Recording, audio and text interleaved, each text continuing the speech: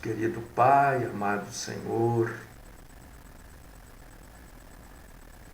bendito és tu, Deus Todo-Poderoso, Deus maravilhoso, Deus único, Deus verdadeiro, justo, poderosíssimo, tremendo, fiel, amoroso, perdoador. Deus recebe todos de volta. Mesmo que a pessoa tenha feito coisas horríveis e terríveis na vida, quando há arrependimento, Deus recebe como filho, perdoa. É claro que as consequências daquilo que a pessoa faz não será retirada, né? Cada um vai arcar com as consequências de tudo que faz. Vai arcar com os seus erros, com os seus acertos. Vai arcar. Consequência é uma coisa, perdão é outra. Então, se você está preocupado com coisas que você tenha feito ou esteja fazendo, converse com Deus, busque o perdão de Deus. Ele vai te perdoar, vai te receber, né?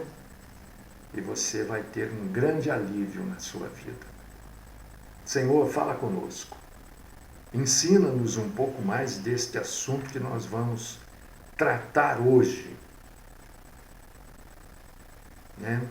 Um assunto que muita gente não sabe a respeito, mas nós vamos abordar este assunto hoje. Fala conosco, Deus Todo-Poderoso e Pai querido.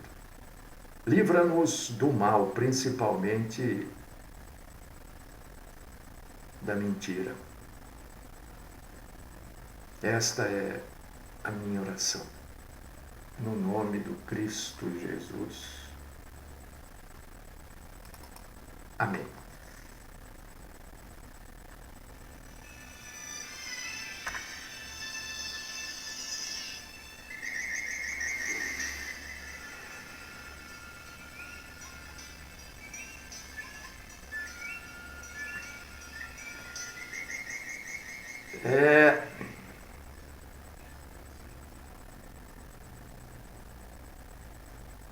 Verdade.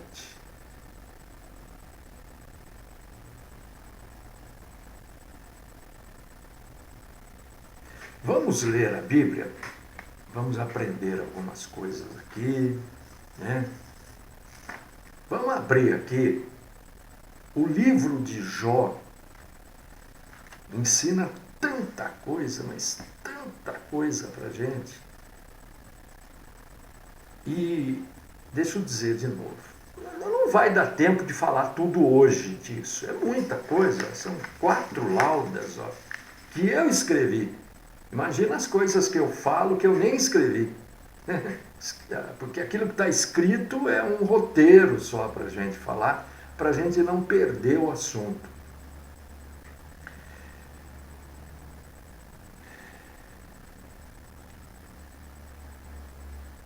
São tantas coisas que nós precisamos aprender.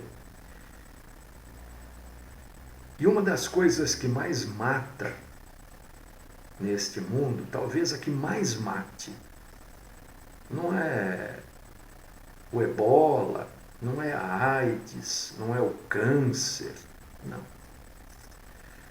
Uma das coisas que mais castiga o ser humano durante toda a humanidade, durante todo o período da humanidade, que eu creio que seja na faixa de 6 para 7 mil anos, que o homem está na face da terra. E eu digo que é uma das piores doenças e uma das piores drogas que possa existir é a ignorância. O sujeito que é ignorante, né, é uma coisa terrível, porque ele não sabe. Ele ouve aquilo e não sabe. Ele ouve aquilo outro, não sabe do que está sendo dito. Ele não sabe nada. Ele está perdido neste mundo. Então a ignorância mata. A ignorância é uma droga terrível. E eu não quero que você seja ignorante. Você pode ser ignorante em determinados assuntos. Por exemplo, a gente não sabe tudo, não é? Claro que não. Não dá para saber tudo. Mas a gente não pode ser ignorante. Ah, eu não sei disso. Olha, você sabe? Me ensina. Fala para mim, eu quero aprender. Né? E eu não quero que você seja ignorante neste assunto. Você pode ser no assunto que você quiser. Eu procuro não ser ignorante em assunto nenhum. Procuro. É claro que não domino todos os assuntos. Mas ignorante, né? Então, eu quero que você conheça este assunto, que você saiba um pouco mais, para você não fazer parte dos drogados espirituais. São as pessoas que vivem com drogas espirituais. Tem a droga sintética, né? Tem a droga que vem do vegetal. E tem a droga espiritual, que é aquela que corrói a pessoa. A pessoa é drogada e nem sabe. Então eu quero levar você a entender isso, a compreender, e você entendendo isso, você vai compreender determinadas coisas e situações que acontecem na sua vida. Por que que a tua vida está do jeito que está? Por que que muitas vezes, você já ouviu isso, você dá um passo para frente e 5 para trás? Por que que quando parece que tudo vai acontecer, vai dar certinho, blum, não dá certo? Por quê? Tem motivo? Claro que tem, é óbvio que tem. Por que que você, quando você acha que você vai se acertar, bum, despenca tudo? Por quê? Né? Por quê? Hoje você vai ter, hoje, amanhã, porque não dá para terminar hoje. E eu quero levar você a entender isso, e entendendo isso, você vai poder vencer isso. Vencendo, você vai ser vencedor. Abre aí no livro de Jó. Jó. Jó é Velho Testamento, fica aí imediatamente antes ao livro de Salmo, Provérbios. É meio da Bíblia, praticamente. Não estou dizendo que é, estou dizendo praticamente. Jó, capítulo 1, versículo 6. Eu não vou ter pressa, não, vou... Tudo que precisa ser dito eu vou... Depois nós vamos ler o capítulo 2, versículo 1. Né? Você entender certas coisas. Entender, às vezes até porque eu critico determinadas coisas, falo, poxa, mas ele fala mal. Não falo mal, eu falo a verdade. Se falar a verdade é falar mal, então eu falo mal. Jó, capítulo 1, versículo 6. Depois, na sequência, capítulo 2, versículo 1. Olha só. Velho Testamento, antes de Jesus. Num dia em que os filhos de Deus vieram apresentar-se perante o Senhor, veio também Satanás entre eles. Agora vamos capítulo 2, versículo 1. num dia em que os filhos de Deus vieram apresentar-se perante o Senhor, veio também Satanás entre eles apresentar-se perante o Senhor.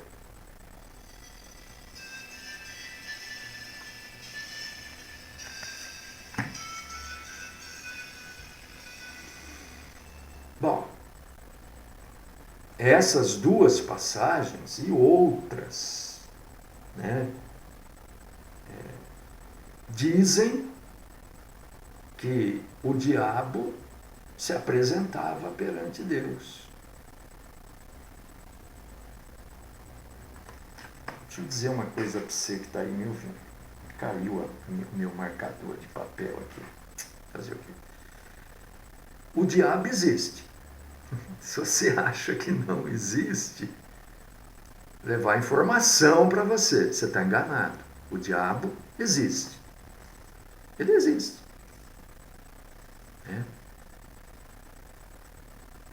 E ele age, ele atua. Não do jeito que você talvez tenha aprendido, né, visto em algumas revistas, filmes, sites, né? Não pense você, não imagine você que o diabo é um sujeito que usa uma capa, tem chifre, tem um rabo com uma ponta de lança, tem um cavanhaque bem pontudo. Não imagine você que o diabo é assim, não é. Não é assim.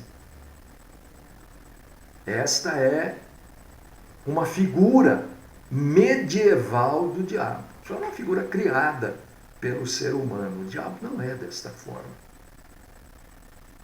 Porque se ele fosse desta forma, você identificaria rapidamente. Opa, aquele lá é o diabo. Estou fora, não quero saber de papo com ele. Né? Se fosse assim, era fácil identificar. Ninguém cairia nas armadilhas. Não é. Claro que não. Por causa disso que ele engana. E você se lembra quantas e quantas e quantas vezes você me ouviu aqui? Eu vou aproveitar esse início para falar isso para você, para mostrar mais uma vez. Porque às vezes a gente fala, prova na Bíblia, né? E são tantas passagens que a gente esquece de uma ou outra. Você já me ouviu falar aqui contra as falsas igrejas, as falsas denominações? Não é sobre este assunto que eu vou abordar, mas eu vou aproveitar a oportunidade para mais uma vez mostrar para você que a nossa posição cristã é correta. Se você tem dúvida, mais uma vez você vai ter a prova bíblica. A gente é contra essas igrejas, essas campanhas que Deus marca uma semana, 15 dias para arrumar isso, para sarar o outro, para dar emprego para o outro, para o marido voltar. A gente é contra, porque isso tudo é mentira. E quem faz isso engana as pessoas. Você já está, assim, acostumado a ouvir eu falar isso. Você deve estar dizendo, poxa vida, mas ele toda hora fala isso. Pois é, toda hora falando isso, ainda tem um monte de gente que segue a mentira. Imagina se eu não falasse, né? E uma das provas, eu já trouxe inúmeras provas bíblicas que a nossa posição é correta, mas vou trazer mais uma. Uma das coisas que o diabo, Satanás, Beelzebu, Satã, fala para Deus, uma das acusações de Satanás contra os homens para Deus, perante Deus, é exatamente isso. Uma das acusações é essa que você lê aqui em Jó, capítulo 1, versículos do 6 até o 11. Leia isso com atenção e veja se não é isso que essas falsas denominações prometem. Veja se não é através disso que está aqui em Jó, capítulo 1, versículos do 6 ao 11, veja se não é através disso que elas atraem as pessoas para dentro delas e ali tomam o dinheiro de todo mundo. Veja se não é. Qual a acusação que Satanás faz contra os crentes? É exatamente o motivo que leva a essas igrejas existirem. Satanás acusa perante Deus os crentes, que os crentes servem a Deus por interesse pessoal. Leia aqui, leia. Eu não vou nem ler, deixar para você ler. Jó, capítulo 1, versículos do 6 ao 11.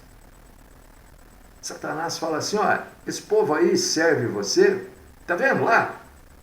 Eles te servem por interesse pessoal, porque eles querem cura, porque eles querem emprego, porque eles querem felicidade, porque eles querem paz, porque eles querem harmonia, porque eles não querem problema. Veja se não é isso que está em Jó, capítulo 1, versículos do 6 ao 11. Veja! Ele continua fazendo isso até hoje. E com razão! O pior de tudo é que agora ele tem razão. Ele não tinha, mas ele passou a ter, porque essas falsas igrejas fazem com que ele tenha razão. Mas não é esse o assunto. Não, estou só lembrando disso para você.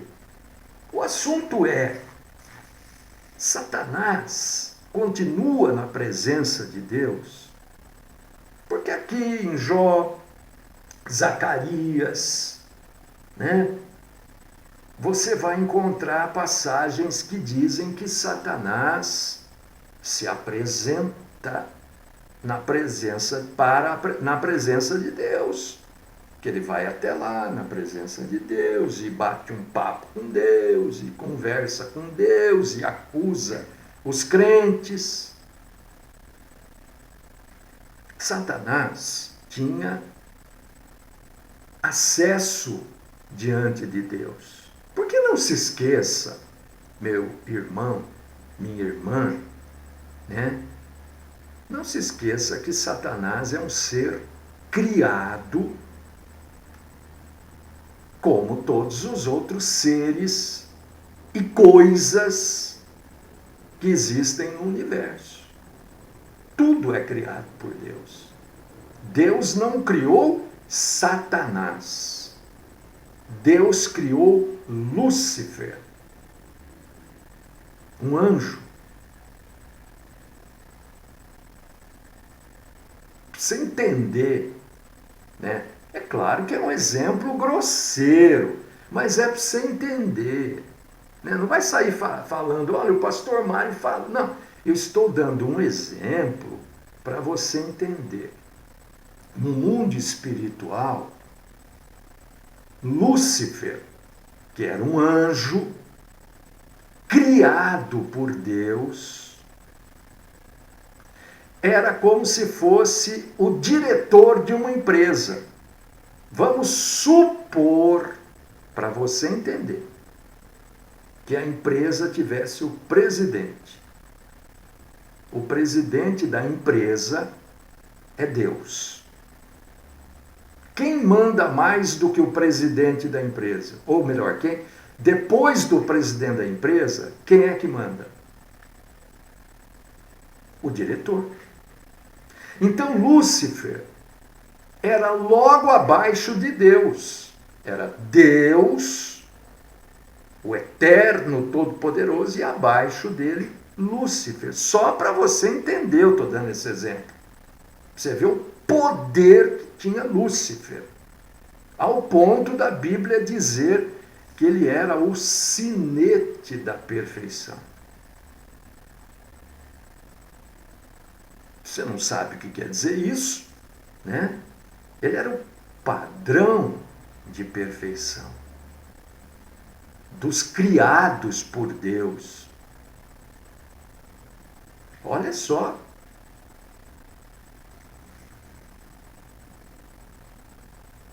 E ele tinha acesso a Deus. Aí ele é corrompido por ele mesmo se corrompe.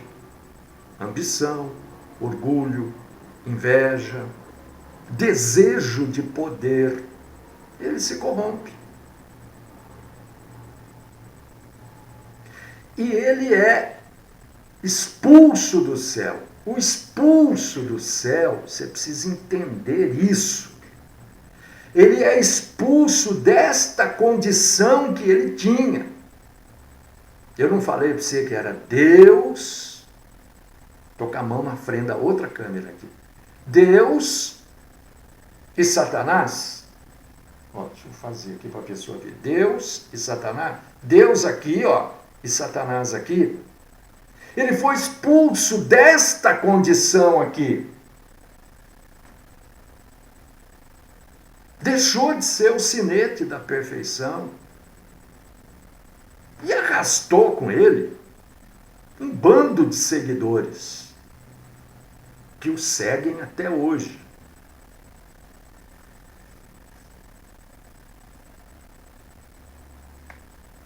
Antes da morte e da ressurreição de Jesus Cristo,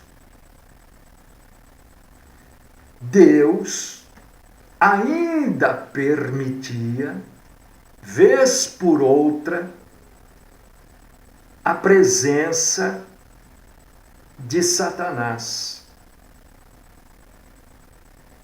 Antes de Cristo, antes da morte e da ressurreição de Cristo. E quando Satanás, vez por outra, como está aqui em Jó, né, se apresentava a Deus, o que ele fazia? Ele questionava. Ele ia lá fazer fofoca. Você entendeu, eu estou falando assim. Da sinceridade e da retidão dos fiéis. E você vai ver isso, ó. Ele fazendo isso aqui. O que essas denominações fazem. O que essas igrejas denominacionais fazem. Prometem aquilo que Deus não prometeu. Jó 1, do 6 ao 11. Do 6 até o 12, na verdade, né? Depois você vai encontrar no livro do Apocalipse,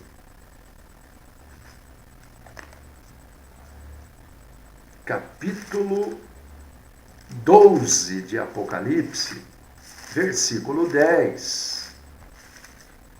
Você vai encontrar também Satanás. Ah, está aqui, perdão. Está na outra Bíblia já aberta. Eu deixei até aberto aqui para facilitar. 12, 10. Então, ouvi grande voz do céu proclamando: agora veio a salvação, o poder, o reino do nosso Deus e a autoridade do seu Cristo. Pois foi expulso o acusador de nossos irmãos, o mesmo que os acusa de dia e de noite diante de nosso Deus. Então Satanás, ele faz o quê? Ele acusa a mim, Ele não acusa o sujeito que está lá roubando, matando, prostituindo, mentindo. Esse aí não precisa ser acusado. Esse já se autoacusou. Ele acusa-nos perante Deus,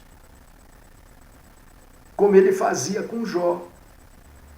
Mas depois da morte de nosso Senhor Jesus Cristo, você não vai encontrar mais na Bíblia Sagrada, depois da morte e ressurreição, né?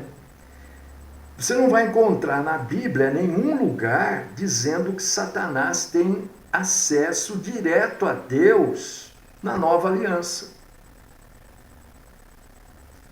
Embora, olha, estou falando de acesso direto, como ele tinha, como está em Jó, você não vai encontrar no Novo Testamento Satanás com este acesso como ele tinha.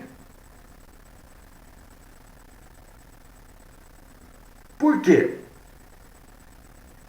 Porque depois de Cristo Jesus, nós podemos eliminar todo tipo de acusação pelo sangue de Cristo derramado na cruz do Calvário. A gente pode eliminar toda e qualquer acusação de Satanás tendo uma boa consciência da palavra de Deus. Depois de Cristo, antes de Cristo é uma situação. Depois de Cristo você não vai encontrar. Você vai encontrar que ele acusa. Mas você não vai encontrar que ele tem acesso à presença de Deus como você encontra no Velho Testamento. Por exemplo, em Jó, em Zacarias. O que você vai encontrar no Novo Testamento? Você vai encontrar Mateus, capítulo 4, versículos do 3 ao 11. Você vai encontrar Tiago, capítulo 4, versículo 7. E você vai encontrar isso que nós acabamos de ler aqui. Apocalipse, capítulo 12, versículo 10, que diz que ele acusa, mas não diz que ele tem acesso a Deus.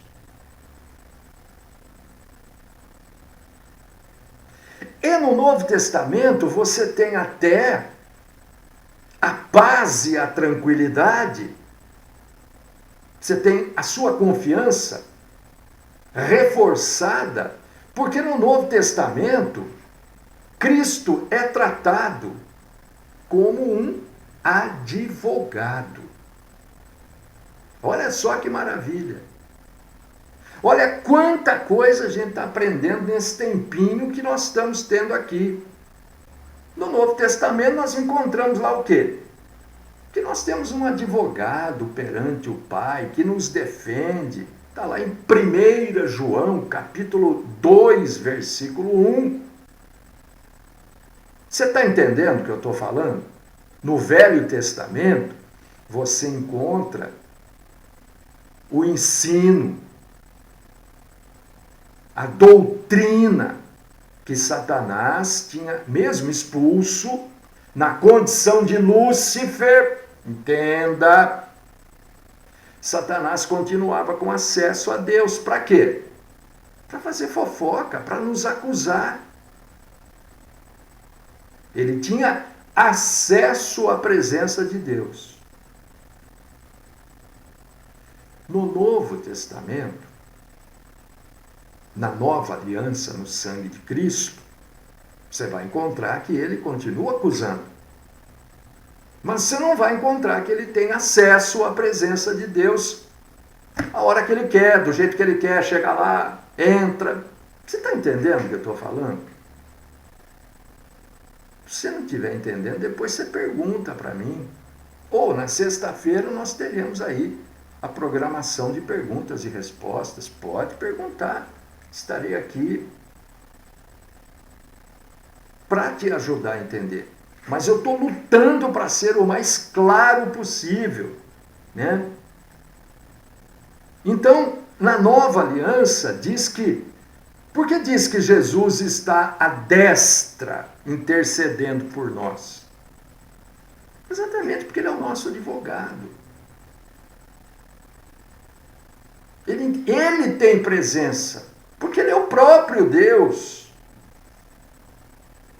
Satanás tinha sido expulso oficialmente do céu, mas ele continuava tendo acesso à presença. Mas não ia lá mais assim, não, do jeito que ele queria. Zacarias, estava tentando lembrar essa passagem aqui, achei ela escrita aqui, que eu escrevi. Zacarias capítulo 3, versículo 1. Você vai ler lá, é bom você ler, Zacarias 3:1. Você vai ter a visão de Josué diante do anjo do Senhor e Satanás, acusando. Velho Testamento. Outra situação.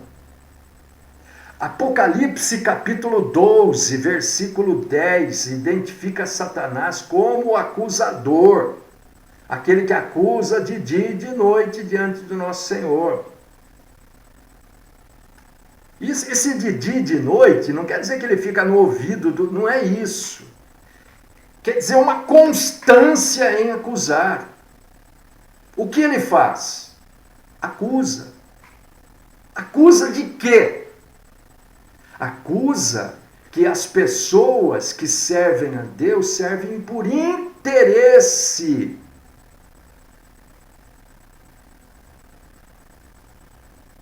Por causa disso que nós não podemos nos aproximar de Deus simplesmente por aquilo que Ele possa nos fazer. A nossa aproximação de Deus é por aquilo que Ele já fez. Nos deu a salvação. Porque quando nós passamos a fazer parte desta multidão de pessoas que buscam igrejas, que buscam campanhas, vigílias, para receber algum tipo de benefício de Deus, nós estamos simplesmente assinando embaixo a acusação que Satanás faz contra nós. Qual a acusação? De que nós servimos a Deus porque Deus é bom. A gente serve a Deus porque Deus nos ajuda. Não, pastor, mas se não é para servir a Deus porque Deus é... Não. Nós servimos a Deus porque Ele se revelou para nós. Nós servimos a Deus porque sem Deus nós somos menos do que nada. E Abacuque fala muito bem sobre isso. Ele fala, olha, mesmo que as vacas não deem cria, que não tenha nada, eu não sirvo a Deus por aquilo que Ele pode fazer por mim. Eu sirvo a Deus por aquilo que Ele já fez por mim. O que Deus fez por você? Eu sei o que Deus fez por mim. Me salvou, me restaurou, me recuperou, me regenerou, me curou. Não só de coisas físicas, mas de coisas da alma, do espírito. Então, quando a gente critica determinadas posições, é com fundamento bíblico. Eu vou dar razão para Satanás? Que isso? A maioria dá. Não, eu vou lá na igreja porque eu estou precisando de uma bênção. Deus tem, olha, Deus mandou te falar que tem uma bênção para você. Pronto, então eu vou servir a Deus. Tem bênção, eu vou servir a Deus. Agora eu vou. O que precisa dar? Precisa dar dízimo? Toma. Olha, precisa dar oferta? Toma, porque alguém falou que tem uma bênção. Então, até essa bênção chegar, eu vou fazer tudo que eu posso fazer para Deus. Eu estou o quê? Assinando embaixo a acusação de Satanás. Ah, você está servindo a Deus porque Deus está te ajudando. Eu quero ver o dia que Ele parar de te ajudar. Foi isso que Ele falou para Deus. Olha, você para de ajudar Jó. Coloca Jó numa draga que não tem tamanho. Deixa ele sem nada. Quero ver se ele vai continuar sendo fiel. É o que acontece, gente. Não é diferente. As pessoas vão nas igrejas e dão dízimo, e dão oferta, e compram corneta, e compram martelinho, e compram concreto ungido, azeite. Por quê? Na esperança que Deus venha ajudá-los. A caneta ungida, por quê? Porque na esperança de que quando ela assinar qualquer coisa com aquela caneta, vai ser em benefício dela, ajuda de Deus. E é exatamente essa acusação que Satanás faz contra a gente. E o pior de tudo, é com muita tristeza que eu vejo isso. Que para um grupo enorme, mais do que um grupo, um exército, e para uma multidão, o que ele fala é verdade. É verdade. Não seguem a Deus pela alegria de servir a Deus, pela alegria do pão, pela alegria de um dia, de um ar, da chuva, do sol. Não, ninguém consegue ver alegria nisso. É um ou outro. Mas esta multidão, que não dá para ser medida, nem pesada, só reclama. Servem a Deus porque querem viajar. Então vamos pedir para Deus, vamos fazer uma oração. Parecem aquelas crianças que quando vão para a praia e o tempo não está bom, elas desenham na areia, um círculo e põem um monte de raiozinho dizendo que é o sol, que fazendo aquilo vai sair sol. As pessoas, uma grande multidão, serve a Deus por aquilo que ele possa fazer, ou por aquilo que ele venha a fazer, ou por aquilo que esperam que ele faça, mas não por aquilo que ele já fez. Olha aqui, você está vivo, você tomou o café da manhã, hoje você está respirando, você foi no banheiro, presta atenção, você fez xixi, você fez cocôzinho, não fez? Foi pela graça de Deus. Por que se trava tudo aí? O seu coração não parou de noite e você, abre aspas, acordou morto? Foi pela graça de Deus.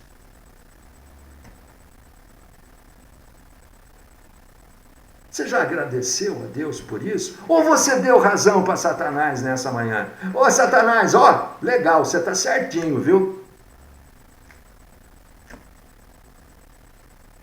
Você está trabalhando? É pela graça de Deus. Você tem uma esposa, por pior que ela seja, é pela graça de Deus. Você tem um marido, por pior que ele seja, é pela graça de Deus. Eu vou ocupar 2, 3 minutos depois do tempo aqui. Amanhã eu continuo com esse assunto. Eu vi algo na internet que me deixou preocupado. Que as mulheres cristãs, falei em marido e mulher, lembrei que preciso falar isso, já falei muitas vezes, vou repetir agora, tem oportunidade, falo, não vou deixar passar a oportunidade. E esta matéria da internet dizia, acho que do G1, se eu não me engano, que as mulheres cristãs continuam com seus maridos agressores por causa do perdão. Então eu quero dizer uma coisa para você. Se o seu marido te agride, vá na polícia, denuncie e largue dele. Você pode perdoá-lo. Mas vá na polícia, denuncie e largue dele. Perdoe separada dele, antes que você nem tempo para perdoar tenha, porque ele te mate. Eu tinha que dizer isso. Eu já falei várias vezes. Eu não sei se tem pastor que diz o contrário aí. Não, que se apanha e fica com o marido? Mas pelo amor de Deus, quem que está ensinando isso aí? Não, irmã, você tem que apanhar, ficar com o marido e perdoar. Quem que está ensinando isso aí? Não! Se o cara bate em você, te agride com palavra, ou sei lá, emocionalmente, vá na delegacia da mulher, denuncie e abandone esse cara. Tem esse negócio. Perdoe, mas longe dele. Você não precisa ficar com ódio, com mágoa, com rancor, nada. Perdoe, mas longe dele, para você poder perdoar. Senão ele te mata. Nem perdão você vai poder dar para ele. Isso eu não podia deixar de falar, porque eu falei de marido e mulher, que é tudo pela graça, né? Mas marido agressor não é pela graça. Marido agressor é instrumento de Satã. Mas tudo é pela graça. Amanhã a gente continua com esse assunto, porque o nosso tempo esgotou. Temos aí muita coisa para falar ainda, né? Se Satanás, já sabemos, que eu não gosto de ficar com mistério não, né? Já sabemos que depois da nova aliança, Satanás não tem mais acesso direto a Deus. Mas temos muita coisa para falar deste assunto maravilhoso. Vamos orar e agradecer a Deus por esse tempo que Ele nos deu para a gente estar junto aqui, né? Falando de coisas tremendas, maravilhosas, falando do Senhor. Tem coisa melhor que a gente falar a verdade, aprender a verdade, que vem diretamente do trono da graça para cada um de nós, através da Bíblia Sagrada. Deus querido, Pai Todo-Poderoso, nós te agradecemos por tudo que o Senhor já fez por nós. Olha, Senhor, nós levaríamos o resto dos nossos dias lembrando das coisas que o Senhor já fez, morreríamos e não conseguiríamos nos lembrar de tudo. Grato nós somos, Senhor. Gratos, gratos por tudo que o Senhor já fez. Grato por tudo que o Senhor já fez até este momento, 11 horas e 3 minutos. Nós somos agradecidos. Não damos razão para quem não tem. Louvado seja o Senhor pela tua magnífica presença na nossa vida até hoje e pela tua graça. Tudo, absolutamente tudo, é pela tua graça.